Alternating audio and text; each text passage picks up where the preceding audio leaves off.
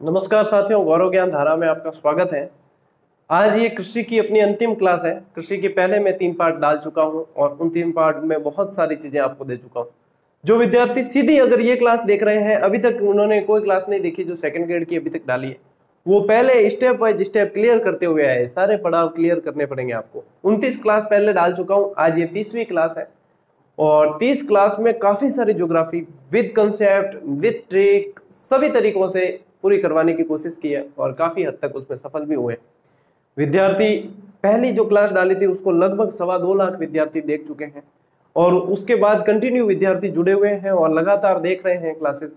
काफी उम्मीदें हैं मुझे कि ये आपके लिए खरी उतरेगी और आपकी सफलता में मील का पत्थर साबित होगी।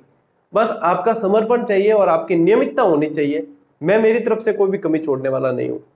समय ज्यादा व्यर्थ नहीं करेंगे। आज की क्लास में वैसे ज्यादा समय लगेगा भी नहीं। आज की क्लास थोड़ी दूसरी क्लासों के मुकाबले छोटी बनेगी क्योंकि आज की क्लास में आपके पास लिखने के लिए मैटर ज्यादा है, समझने के लिए कम है, सीधा याद करने वाला मैटर ज्यादा है। आज की क्लास के अंदर अपन पढ़ रहे हैं फसलों के उत्पादन वाले, अधिक उत्पादन वाले जिले यानी कि अग्रणी जिले, सबसे ज्यादा उत्पादित होने वाली फसल कौन से जिले में है, इस तरीके से पढ़ेंगे। ये जो आंकड़े हैं साथियों, ये चेंज होते रहते हैं। अभी जो मैं आपको आंकड़े दे रहा हूं वो 2018-19 की गणना के अनुसार है। अब इसमें कई विद्यार्थियों के जो सचिन तेंदुलकर है, यानी कि देखो सचिन तेंदुलकर इसलिए कहता हूं मैं क्योंकि खेलने में बहुत अव्वल, बहुत योग्यता अंदर, लेकिन वो उनका क्या है कि थोड़ा सा पुराना रहे। अब यंगस्टर आते हैं जैसे केएल राहुल है आपके, और भी ऋषभ पंत है, ये मतलब नए नए नवाचार तरीके से खेलते हैं और वे सचिन तेंदुलकर वगैरह वो उनके परंपरागत अंदाज से खेलते। तो सचिन तेंदुलकर के जमाने के अब वापस तैयारी कर रहे हैं, बुरा मत मानना, वैसे मजाक ही कर रहा हूं। तो उनके लिए मतलब वो आंकड़े, कितने आंकड़े चेंज होते हैं, वो लगातार तैयारी कर रहे हैं। वो पहले कोई आंकड़े याद किए, फिर अब याद किए, फिर याद किए, चेंज होते रहते हैं, तो वो समस्या आती है। ये नवीनतम आंकड़े हैं तो इसीलिए कह रहा हूं कि आपको मैं बताऊंगा, फिर लगेगा कि सर हमने ये पढ़ा था वो पढ़ा था। तो अपने आप को अपडेट करना, उसके बाद आपको सही लगेगा। सबसे पहले बात करते हैं साथियों गेहूं। देखो अपन ने नहरों द्वारा सिंचाई सबसे ज्यादा पड़ी थी गंगानगर के अंदर, ठीक है ना। और गंगानगर और हनुमानगढ़ दोनों पास पास स्थित है और आपको पता होगा कि पंजाब, हरियाणा वगैरह ये सारे मतलब गेहूं उत्पादन में बहुत अच्छे माने जाते हैं, अग्रणी। तो इसी तरीके से आपको याद रखना पड़ेगा कि हनुमानगढ़ के अंदर सबसे ज्यादा गेहूं उत्पादन होता है। अब इसमें एक बात जरूर ध्यान रख लेना, एक तो क्षेत्रफल के आधार पर फसलों में अग्रणी जिले अलग होते हैं और उत्पादन के आधार पर अलग होते हैं। मैं आपको उत्पादन के आधार पर बता रहा हूं, क्षेत्रफल के आधार पर नहीं बता रहा हूं। मैं उत्पादन के आधार पे इसलिए बता रहा हूं क्योंकि ज्यादातर पूछे जाने वाला सवाल, 90% पूछे जाने वाला सवाल उत्पादन के आधार पर ही होता है। और क्षेत्रफल वाला बताता हूं, फिर आप कंफ्यूज होंगे, ये था कि वो था, ये था वो था। तो मैंने कंफ्यूजन वाला पार्ट आपको बताया नहीं है, सीधा उत्पादन के आधार पर इतना याद कर लेना। एक आध प्रश्न बनने की संभावना रहती है उसमें से, और मुझे लगता है वो यहां से उत्पादन के आधार पर ही बनता है। बाजरा में सबसे ज्यादा जो बाजरा होता है वो अलवर में होता है वर्तमान के अंदर। चावल साथियों आपके बूंदी में सबसे ज्यादा उत्पादित होते हैं। बूंदी के अंदर वैसे गन्ना भी है, लेकिन यहाँ पे अपन जो गन्ना पढ़ेंगे ना अभी आगे आएगा, वो गंगानगर में है। बूंदी के अंदर चीनी मिलें भी है, गंगानगर में भी है। वो सारे अब कृषि आधारित उद्योग जब आएंगे ना आपके, चीनी मिल से संबंधित, सूती वस्त्र से संबंधित, वो सारे उसके अंदर अपन पढ़ेंगे और चीजें। मक्का, अनाजों की रानी बताया था कल। भीलवाड़ा के अंदर सबसे ज्यादा उत्पादित होता है। ज्वार आपके होता है अजमेर के अंदर, ठीक है। ज्वार का होता है अजमेर के अंदर। जौ का सबसे ज्यादा उत्पादन होता है गंगानगर के अंदर। मूंग, मूंग को क्या है कि हरिया भी कहते हैं, ध्यान रखना, हरे हरे होते हैं इसलिए हरिया भी कहते हैं। ये नागौर के अंदर सबसे ज्यादा होती है। देखो दलहनी फसलों में आगे रहता है नागौर वैसे, तो मूंग के अंदर भी। मोठ बीकानेर, बीकानेर के अंदर बीकानेरी भुजिया, और बीकानेरी भुजिया किससे बनती है, मोठ से बनती है। कौन बनायो, डूंगजी बनायो। बीकानेरी भुजिया का निर्माण किसने करवाया, डूंगजी ने करवाया। डूंगर जी के समय बीकानेरी भुजिया बनने लगी। अब बीकानेरी भुजिया के अंदर मतलब खाने का कारण क्या, उसका कुरकुरापन, क्रिस्पी बोलते ना उसे, वो वहां की जलवायु ऐसी होती है। बीकानेर की जलवायु उसके अनुकूल है, इसलिए वहां का वो कुरकुरापन और वहां की ये बीकानेरी भुजिया प्रसिद्ध है। इसका कारण ये है। बनती किससे है, मोठ की दाल से बनती है, ठीक है। आलू, ये आपको शायद दिख रहा नहीं होगा पूरा, ये आलू लिखा हुआ है। आलू सबसे ज्यादा उत्पादित होते हैं धौलपुर में। आलू से संबंधित क्रांति कौन सी थी, कल पड़ी थी, गोल क्रांति, ठीक है। उड़द का सर्वाधिक उत्पादन होता है बूंदी। ऊ की मात्रा आएगी बूंदी में, याद रख लेना, कंफ्यूज नहीं होगी। चल बीकानेर, चना कहाँ होता है, चल बीकानेर, ठीक है, ऐसे याद रखना है, चल बीकानेर, कहाँ चलना है, बीकानेर। मूंगफली कोई समस्या नहीं आएगी, राजस्थान का राजकोट, लूणकरण सबसे ज्यादा कहाँ होती है मूंगफली, बीकानेर के अंदर ही होती है, ठीक है। अरंडी सबसे ज्यादा होती है आपके जालोर के अंदर, ठीक है। तिल कहाँ होता है, हमारे पाली के अंदर तिल सबसे ज्यादा है, यानी तिल से फिर वो तेल बनता है, वो क्या कहलाता है, गरीब का घी कहलाता है। तो तिल सबसे ज्यादा कहाँ होते हैं, पाली के अंदर। सरसों गंगानगर के अंदर है। अब देखो सरसों का अनुसंधान केंद्र जो है सेवर भरतपुर के अंदर है। सरसों का उत्पादन सबसे ज्यादा गंगानगर में होता है। सरसों मंडी कहाँ है, सुमेरपुर के अंदर है। सारी चीजें जब मिक्स करोगे तो मिक्स हो जाएगी, वो उन्हें आपको सेपरेट सेपरेट याद करना पड़ेगा। सोयाबीन का सर्वाधिक उत्पादन होता है झालावाड़ के अंदर। मटर का सर्वाधिक उत्पादन, दलहनी फसलों की जो रानी है, इसका सर्वाधिक उत्पादन राजधानी में होता है। रानी का उत्पादन राजधानी में, ऐसे याद रख लेना, रानी का उत्पादन राजधानी में, जयपुर का है राजधानी में। मसूर का उत्पादन प्रतापगढ़ में। ये मुंह और मसूर की दाल, ऐसे मुहावरा है, ये मुंह और किसका मुंह, ये प्रताप का मुंह और मसूर की दाल, ऐसे कर देना, ये प्रताप का मुंह और मसूर की दाल। तो प्रतापगढ़ के अंदर इसका उत्पादन।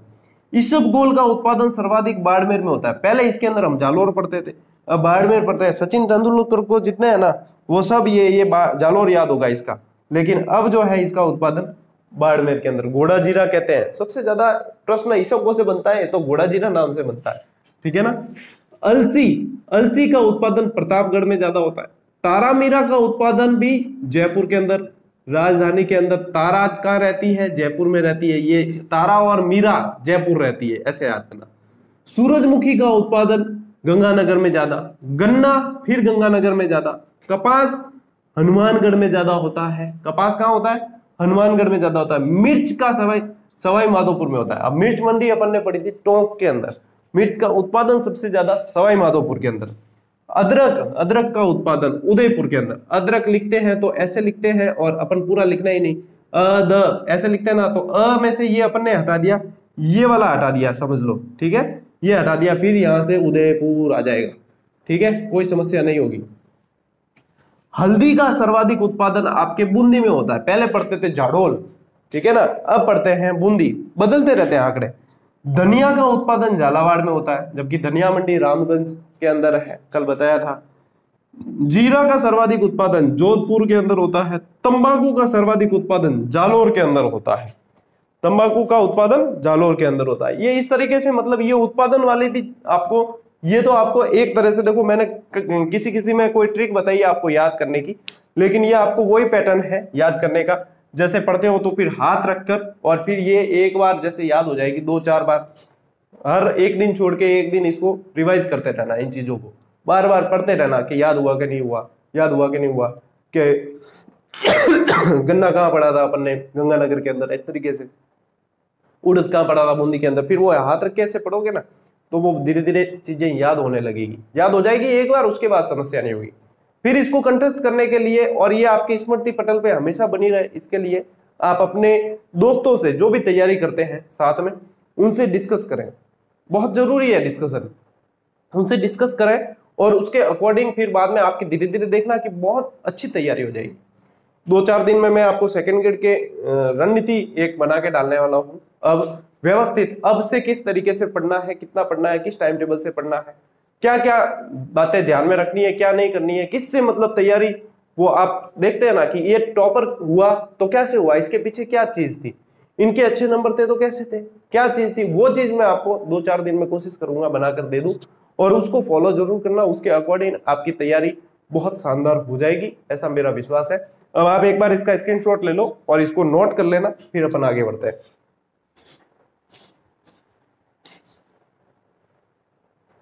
आज की क्लास में साथियों आपको दिखने में कम लगेगी, लेकिन लिखने में ज्यादा है ये, क्योंकि आज की क्लास में आपके पास में लिखने का मैटर ज्यादा है। अब जो अपन देख रहे हैं वो है फसलों की विभिन्न किस्में, और इसमें से आपने काफी परीक्षाओं में सवाल देखा होगा, तो वही है गेहूं की जो किस्में हैं साथियों, सोना कल्याण, सोनालिका, सोना सोना जिसके आगे लिखा हो, ज्यादातर आप ये समझ लेना कि ये गेहूं की किस्में हैं, ठीक है। मैक्सिकन, कोहिनूर, लाल बहादुर, करोड़पति, ऐसी ऐसी किस्में बहुत सारी है। ऐसा नहीं कि मैंने लिख दी इतनी है, बहुत सारी किस्में हैं, लेकिन सारी नहीं लिखी जा सकती और परीक्षा की दृष्टि से महत्वपूर्ण भी नहीं होती। जो महत्वपूर्ण है वो बता रहा हूं। मक्का की माही कंचन और माही धवल, वैसे तो माही नाम से ध्यान रखना, लेकिन माही का ऐसा नहीं है सिर्फ इसमें ही नहीं है, माही की अपने चावल में भी आएगी। अब आगे पढ़ते हैं अपन। देखो चावल के अंदर आप चावल की किस्में तो आपको आधी तो टीवी एडवर्टाइजमेंट वाले याद करवा देते हैं आपको। बासमती चावल है, परमल चावल है, कोलम है, ये आदि तो याद करवा देते हैं। देखो बासमती, माही सुगंधा, कावेरी, चंबल, परमल, कोटा, ज्यादातर नदियों के नाम पर जो किस्में हैं वो आपके चावल की किस्में, ये ध्यान रखना। देखो चंबल, परमल, माही, माही भी देखो आ गई, वैसे नदी का नाम कावेरी आ गया। वैसे माही मक्का में भी है, लेकिन कावेरी है, चंबल है, ये इस तरीके से आप देखना कि ज्यादातर नदियों के नाम वाली किस्में होगी वो आपके चावल के अंदर होगी। जौ के अंदर ज्योति और राजकिरण, ठीक है। मूंगफली की, ये बहुत इंपॉर्टेंट है, मूंगफली की चंद्रा, चंद्रा मूंगफली की और कुफरी आलू की है। देखो एक एक ही लिखवाई है, चंद्रा मूंगफली की और कुफरी आलू की है। राई और सरसों के आपके आती है, पूषा, कल्याणी, वरुणा, दुर्गमणि आदि, ये सब राई और सरसों की है। फिर आपके तंबाकू, तंबाकू के अंदर क्या होता है, निकोटीन होता है, निकोटीन होता है, तो निकोटीना नाम से शुरू होती है, निकोटीना टुबेकम और निकोटीना रस्टिका, ये दो अपने राजस्थान की दृष्टि से महत्वपूर्ण है। कपास के अंदर आपके, कपास को नरमा कहते भी है वैसे, ठीक है ना, कपास को और क्या कहते हैं, बणिया कहते हैं, ये भी ध्यान रखना। और अमेरिकन, बीकानेरी, गंगानगरी वगैरह इस तरह की किस्में हैं वो आपके कपास की है। ज्वार की आपके आ जाती है राजस्थान चरी, मोट की आती है जड़िया और ज्वाला। अब देखो ज्योति और राजकिरण अलग है, जौ की ज्योति और राजकिरण, ये ज्योति है, ज्योति और राजकिरण। और आपके अपने मोट की है जड़िया और ज्वाला, ठीक है। ग्वार की आपके दुर्गा बिहारी और दुर्गापुरा, दुर्गा दुर्गा नाम से आएगी, वो ग्वार की होगी। अंजीर की, ये भी बहुत ही मोस्ट इंपॉर्टेंट है क्योंकि ये नवीनतम और डायना, ठीक है ना, ये काजरी के वैज्ञानिकों द्वारा तैयार की हुई किस्म है, इसलिए ये बहुत ही इंपॉर्टेंट है। तो ये मोस्ट जो फसलें थी उनकी महत्वपूर्ण किस्में बताइए मैंने। नोट सारे अच्छे से करना और कोशिश करें कि क्लास जिस दिन आप नोट्स बनाते हैं उसी दिन 1 से 2 बार आप पढ़ लें, काफी चीजें क्लियर हो जाएगी, क्योंकि ताजी ताजी पढ़ी हुई होती है तो वो अच्छी जल्दी से याद हो जाती है। तो इसे नोट कर लो और फिर आगे एक और चीज बाकी है वो करवाता हूं आपको। साथियों, कृषि से संबंधित टॉपिक की ये अंतिम स्लाइड है और इसमें लगभग जानकारी दे रहा हूँ, बहुत सारी चीजें, एक बहुत बड़ा टॉपिक आज पूरा हो जाएगा और फिर अगली क्लास में अपन नया टॉपिक शुरू करेंगे, बहुत अच्छे तरीके से वो भी पढ़ेंगे। तो आज इसको यहीं पे कंप्लीट कर देते हैं। देखो ये प्रश्न, ये सारे के सारे प्रश्न बहुत इंपॉर्टेंट है और बनते हैं और इन्हीं को आपको याद भी करना जरूरी है। ये प्रश्न बहुत बार पूछा गया है, राजस्थान का पहला यांत्रिकी कृषि फॉर्म, इसमें प्रश्न 3 तरह के बनते हैं कि ये कहाँ है, ये किसकी सहायता से स्थापित किया गया और इसकी स्थापना कब हुई। तो ये सूरतगढ़ गंगानगर के अंदर है, इसे 1956 में रूस की सहायता से स्थापित किया गया। तीनों प्रश्न थे, रूस की सहायता से 1956 सूरतगढ़, ठीक है, सूरतगढ़, वापस वो मात्रा वाला सिस्टम देख लो, सूरतगढ़ रूस की सहायता से। दूसरा जैतसर के अंदर है और जैतसर वाला कनाडा की सहायता से स्थापित है। ये इतना इंपॉर्टेंट नहीं है जितना कि ये सबसे ज्यादा मोस्ट इंपॉर्टेंट के अंदर आता है। फिर प्रश्न बनता है अपने, राष्ट्रीय सरसों अनुसंधान केंद्र कहाँ है, सेवर भरतपुर के अंदर है राष्ट्रीय सरसों, ये जो है आपके 1993 में स्थापित हुआ था, ठीक है, ये भी ध्यान रखें। राष्ट्रीय मसाला बीज अनुसंधान केंद्र तबीजी, ये याद हो जाएगा, बीजी यानी कि बीज तो इसके अंदर ही आ गया और पूछा गया है राष्ट्रीय मसाला बीज अनुसंधान, तो बीज तबीजी अजमेर के अंदर है, ये याद हो जाएगा आपको। जोजोबा होहोबास, मैंने इसको व्यवस्थित रूप से बता दिया, ये एरिजोना मूल का पौधा है, इजराइल से अपने यहाँ पे लाया था, तिलहनी यानी कि बायोडीजल के लिए उपयोग किया जाता है। वनस्पति वाला जो टॉपिक पढ़ा था उसमें बहुत अच्छे से बताया था इसको। इससे संबंधित 3 कृषि फॉर्म राजस्थान में पढ़ने अपन को, एक तो ढंड जयपुर के अंदर, एक फतेहपुर सीकर के अंदर और एक झज्जर बीकानेर के अंदर। तो ये भी बहुत इंपॉर्टेंट, ये जोजोबा होहोबा वाले को भी आप इंपॉर्टेंट कर देना, ये मोस्ट इंपॉर्टेंट है, ये यहाँ से प्रश्न बनते हैं, ठीक है। फिर आता है साथियों आपके ईसबगोल अनुसंधान केंद्र मंडोर के अंदर है, ईसबगोल अनुसंधान केंद्र कहाँ है, मंडोर। संयंत्र पूछते हैं तो आपके आबू रोड के अंदर आता है, लेकिन अनुसंधान केंद्र पूछते हैं तो आपके मंडोर के अंदर। मंडोर कहाँ है, जोधपुर के अंदर। केंद्रीय कृषि अनुसंधान केंद्र, ये भी इंपॉर्टेंट है, ये भी मोस्ट इंपॉर्टेंट है, दुर्गापुरा जयपुर के अंदर केंद्रीय कृषि अनुसंधान केंद्र आपके स्थित है। अब ये कुछ फसलों के हैं अनुसंधान केंद्र, मक्का अनुसंधान केंद्र आपके बयाना भरतपुर के अंदर है और मोखर गांव बांसवाड़ा के अंदर है। ठीक है, ये दोनों चीजें आप साथ में लिख लेना, बयाना भरतपुर और मोखर बांसवाड़ा, ये आप लिख लेना इसके साथ में। बाजरा अनुसंधान केंद्र साथियों, आपके बाजरा बा से स्टार्ट होता है और अनुसंधान केंद्र भी बा से स्टार्ट होने वाला शब्द बाड़मेर के अंदर है। ठीक है, चावल अनुसंधान केंद्र आपके बांसवाड़ा के अंदर है, चावल अनुसंधान केंद्र। कपास अनुसंधान केंद्र आपका गंगानगर के अंदर है और सोयाबीन अनुसंधान केंद्र बोरखेड़ा, और बोरखेड़ा भी कहाँ है, बांसवाड़ा के अंदर। यानी कि बांसवाड़ा एक कृषि के मामले में हमें बहुत बार पढ़ना पड़ता है ना, कृषि के मामले में पढ़ना पड़ता है, वर्षा के मामले में पढ़ना पड़ता है, बांस के सर्वाधिक उत्पादन पढ़ना पड़ता है। कुल मिलाकर देखा जाए तो राजस्थान का हर जिला अपनी महत्वता रखता है और महत्ता साबित भी करता है। तो हर जिला जो है अपने इंपॉर्टेंस बताता है और किसी को भी इग्नोर नहीं किया जा सकता।